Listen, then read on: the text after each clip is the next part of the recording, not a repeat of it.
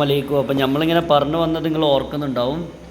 അതായത് ഓരോ സമയത്തും ഇങ്ങനെ എണീക്കുമ്പോൾ യജമാനൻ തൻ്റെ അടിമയോട് ഇങ്ങനെ ഓരോന്ന് ചോദിച്ചുകൊണ്ട് നിൽക്കുക. അങ്ങനെ ഇപ്പോൾ അവസാനം അദ്ദേഹം ഉറങ്ങിയതിന് ശേഷം തീൻ പഹർ രാത് കെ ബാദ്, അതായത് രാത്രിയിലെ 3 യാമങ്ങൾക്ക് ശേഷം പിന്നീടും അച്ചാനക്ക് പെട്ടെന്ന് ഉസ്കി ആങ്ക് കുൽ ഗയി, അദ്ദേഹത്തിൻ്റെ കണ്ണ് തുറക്കപ്പെട്ടു. അതായത് പെട്ടെന്ന് അദ്ദേഹം ഒന്ന് കണ്ണ് തുറന്നു.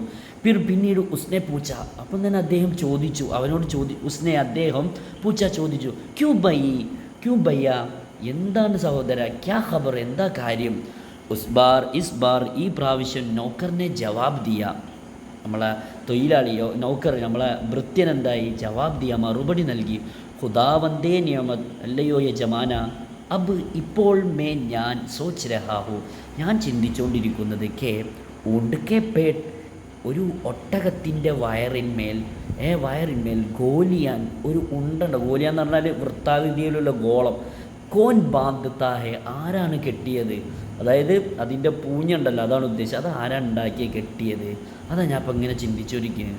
ഓർ കെലേക്ക് പത്തോൻ, മുള്ളുകളുടെ ഇലകളുടെ മേൽ, മുള്ളുകളുടെ ഇലകളുടെ മേൽ, ഖുദ് ബഖുദ് ദിനേന, അതായത് ദിവസം തോറും ഇങ്ങനെ കൂടുമ്പോൾ ഇസ്തിരി മിനുസം കിസ് തറഹോ ജാത്തിയെ, എങ്ങനെയാണ് ഉണ്ടാകുന്നത്. ഞാനിങ്ങനെ ആലോചിക്കാട്ടോ യജമാൻ, അതെങ്ങനെ ഉണ്ടാവുന്ന യജമാനാന്ന്. യജമാനൻ ഇനി ദേഷ്യം പിടിക്കാൻ എങ്ങോട്ടേയും പോകണോ.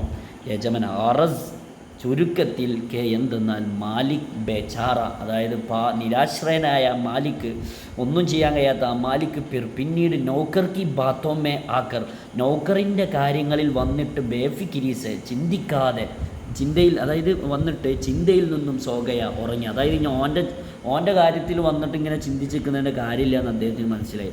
ആ ചിന്തയിൽ നിന്ന് കാര്യങ്ങളിൽ വന്നിട്ട് ബേഫിക്കിരീസ് എന്തായി, ആ ചിന്തയിൽ നിന്നും സോകയ ഉറങ്ങിപ്പോയി. അതായത് ഈ ചിന്തിച്ചിട്ട് കാര്യമില്ല എന്നർത്ഥം. ഓർ ജബ് ചാർ ഗഡി ശബ് ബാക്കി തീ, അതായത് രാത്രിക്ക് ഒരു 4 മണിക്കൂർ ബാക്കിയായിരുന്നപ്പോൾ, ജബ് 4 ഗഡി എന്താ പറയുക മണിക്കൂർ, ഷബ്കാ ഗഡി നാട്ടുണ്ടാവും. അതായത് രാത്രിയിൽ 4 മണിക്കൂർ ബാക്കി ഉണ്ടായിരുന്നപ്പോൾ, ഒരു പ്രാവശ്യം കൂടി ഉസ്കി ആങ്ക്, അദ്ദേഹത്തിൻ്റെ കണ്ണ് പിന്നീടും തുറന്നു. ഉസ്നെ അദ്ദേഹം നൗക്കർ ഭൃത്യനോട് ഇപ്പോഴത്തെ പ്രാവശ്യം പൂച്ച ചോദിച്ചു, ക്യൂ ബയ്യ, ക്യാ ഖബർ ഹെ ബയ്യ, എന്തുകൊണ്ട് ബയ്യ, അതായത് എന്തൊക്കെയുണ്ട്, ക്യാ ഖബർ, എന്താ ഇപ്പോഴത്തെ അവസ്ഥ, എന്താ കാര്യം. നൗക്കറിൻ്റെ ജവാബ് ദിയ, നൗക്കറിന് അപ്പം തന്നെ എന്തായി ജവാബ് നൽകി. ഖുദാവന്തേ നിയമത്, അല്ലേ യജമാന, ബാസ് ചോർബി, ചില കള്ളന്മാരും, ബഹുത് ദാനിഷ്മന്ത്, വളരെ ബുദ്ധിയുള്ളവരും, ഓർ അപ്നെ കാമേ, തങ്ങളുടെ പ്രവൃത്തിയിൽ തങ്ങളുടെ പണികളിൽ, ബഡേ മാഹിർ ഹോത്തേ ഹേ, നല്ല ഭയങ്കര എന്താണ് മാഹിർ എന്ന് പറഞ്ഞാൽ കഴിവ്, മാഹിർ ഹോന കഴിവുണ്ടാവുക, നിപുണനാവുക എന്നൊക്കെ അർത്ഥം. അപ്പം തൻ്റെ പണികളിൽ അതായത് തൻ്റെ ജോലിയിൽ ബഡേ മാഹിർ ഹോത്തേ ഹേ, വളരെ എന്താണ് കഴിവുള്ളവനാകുന്നു. കിത്നി അജീബ് ബാത്ത് ഹേ, എത്രമാത്രം അത്ഭുതകരമായ കാര്യമാകുന്നു യജമാന.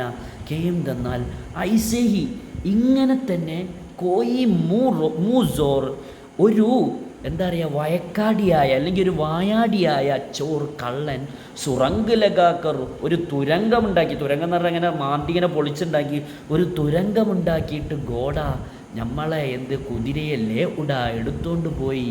അതെങ്ങനല്ലേ യജമാന, അത് ഞാൻ അങ്ങനെ ആലോചിക്കുകയാണ്, അത് എങ്ങനെ കൊണ്ടുപോയിന്ന്. യജമാനൻ ബഡി ബേബസ് നസറോസെ, വളരെ മുഷിഞ്ഞ, വളരെ എന്താ പറയുക ബലഹീനമായ മുഷിഞ്ഞ നോട്ടത്തോടെ ഉസ്കി തറഫ് ദേക്ക, അവൻ്റെ നേരെ അങ്ങോട്ട് നോക്കി. ക്യാ കഹാ, എന്താ നീ പറഞ്ഞ്, ചോർ ഗോഡാലേ ഉടാ, കള്ളൻ നമ്മളെ കുതിരയെ കൊണ്ടുപോയെന്നോ. പിന്നെ തും യഹാ ബൈഠേ ഹുയേ, പിന്നെ നീ യഹാ ഇവിടെ ബൈഠേ ഹുയേ, ഇരുന്നു കൊണ്ട് ക്യാ കർ രഹേ ഹോ, എന്ത് ചെയ്തുകൊണ്ടിരിക്കാടോ, ഒരു കള്ളം കട്ടുണ്ടോയെന്ന് കണ്ട് എന്ത് ചെയ്തുകൊണ്ടിരിക്കുക. നൗക്കറിന് ഭൃത്യൻ നിഹായത്ത് സഞ്ജീദ്ഗീസെ, വളരെ വിഷമത്തോടുകൂടെ ജവാബ് ദിയ, ഉത്തരം നൽകി. എന്താ നൽകിയത്? ഖുദാവന്തേ നിയമത്, അല്ലയോ യജമാന, ആപ്ക, തങ്ങളുടെ യേ ഗുലാമേ നാക്കാം, ഈ ഉപകാരമില്ലാത്ത ഈ അടിമയുണ്ടല്ലോ, ഇസ് ഫിക്ർ മേ ഹേ, ഈ ചിന്തയിലാണ്. എന്താ അറിയോ?